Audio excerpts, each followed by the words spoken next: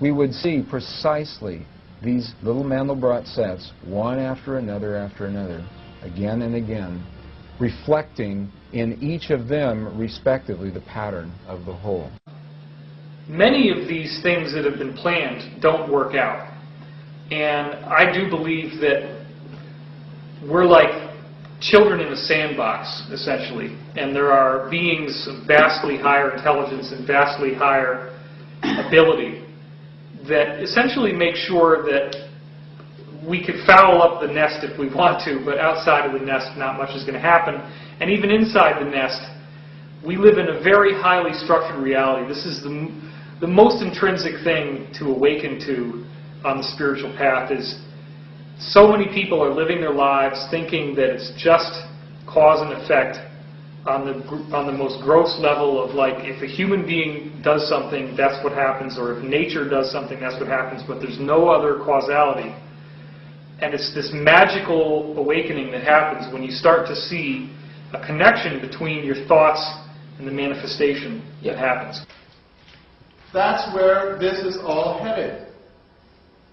That's where it has always been headed. These layers are building and building, and what they're building is heaven.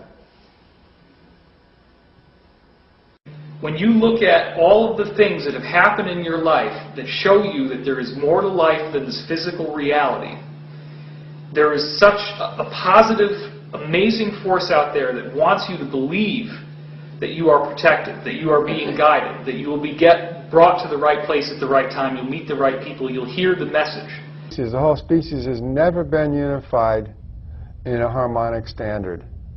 And the opportunity exists today to become unified in a harmonic standard and to experience harmonic unity, harmonic synchronization. And this is what we want. That's what everybody wants. Everybody wants, you know, like what you were saying at the beginning of the show and your meditation. Everyone wants to live a joyous, blissful life every day. It doesn't matter who you are, doesn't matter what boundaries there exist. Borders will disappear when we live in harmony. Governments will disappear when we live in harmony. Right, those illusions. Yeah, those are all illusions that keep us cramped, and they're all fixed and rooted in the calendar. This timelessness is like what I call vertical time.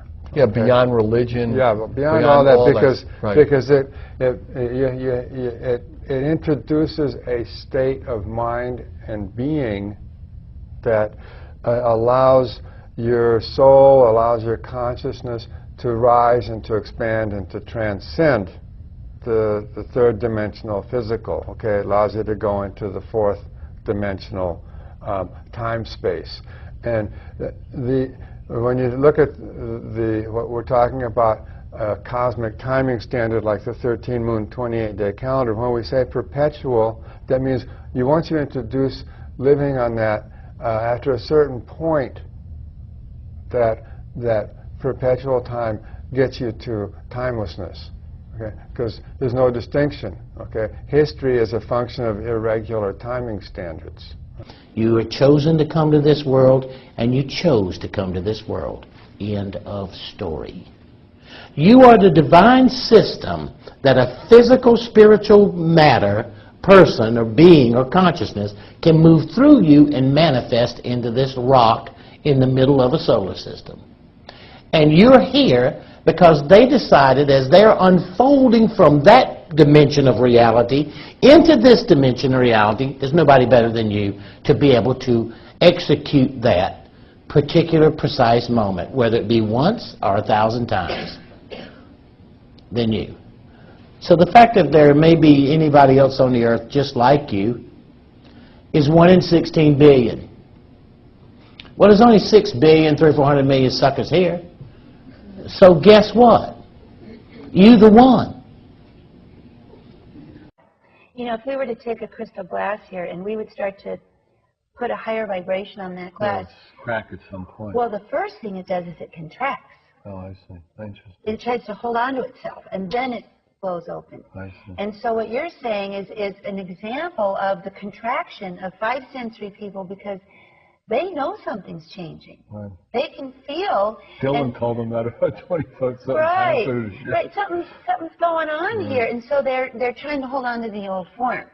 Right. And so five sensory people are really kind of in your face right now, and that's why shows like this are so important, because we're the higher vibration.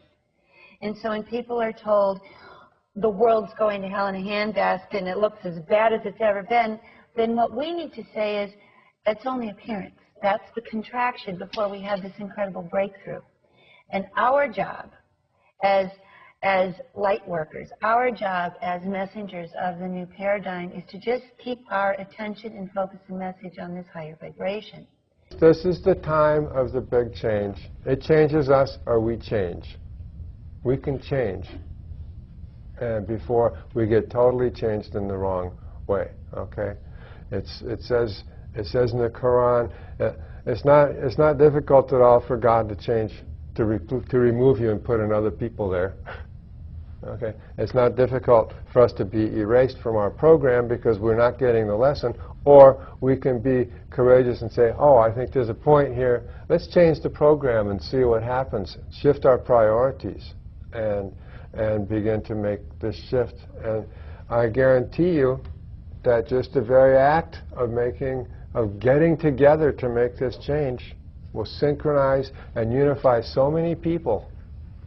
It will stun the governments and stun the corporations and say, hey, there's a new thing happening on the earth. To change the calendar is actually an evolutionary act, and it's an act that furthers the mind.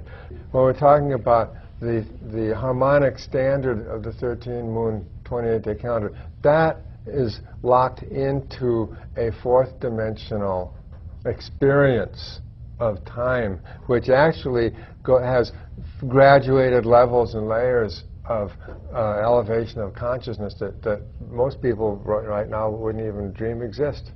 And so I'm just saying that by not taking this opportunity, we are forfeiting the possibility of expanding our consciousness in ways way beyond what even the greatest mystics and dreamers have conceived of. Well, one of the things I teach that I think is very important about this new paradigm and how to open up your sixth sense is that the five sensory world works out of the ego. And the ego's primary voice is me against you.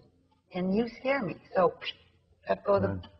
But the sixth sensory fundamental connection is that we work from the spirit. So rather than role to role, we connect soul to soul. And as you were saying in the beginning, on a soul level, we are connected. We are family. We are the same. So there's no one to be afraid of. And I always say to my students, there's no them. There's just us. And we can be comfortable with each other. And the only way to get comfortable with each other is to get out of your head and to get into this spirit connection. It is a vibration. It's a feeling. We have to have some kind of engaged political, social activism going on. But I guess I would say that can be most effective if we also at the same time have a sort of a spiritual practice going on in our own inner. In other words, that we're doing somehow, we're doing the centering work, we're doing the work on ourselves spiritually to remain balanced. And part of that, I think, is to refuse to be snowed by the fear-mongerers and the controllers and the deceivers. So we really have to work hard to keep our BS meters operating, to be able to discern the wheat from the chaff, and then at the same time to be practicing a spiritual centering. I think meditation is really a good thing. To practice even 15 minutes of meditation in the morning can really, if you keep it up over weeks and weeks and weeks, it can really transform one's effectiveness in your worldly pursuits. So in the domain of political activism, then, it can be that much more effective. I do believe there is a reason for everything, and we have to actually ride this out weather the storm and understand there is a horizon on the other side. But unfortunately, humanity has picked this experience. It appears that way on every single level, and that we're in this cycle. To get through this cycle, this new world order, we actually have to have that belief that we're going to make it through. Once you let the hope get sucked from you, that is the beginning of the end for you on the individual level. What we don't understand, and the science that has been kept from us, which, as you said, Richard Hoagland, for example, said that they would rather, they meaning the ruling elite, would rather lose an American city to a nuclear bomb than to give up the science of torsion fields.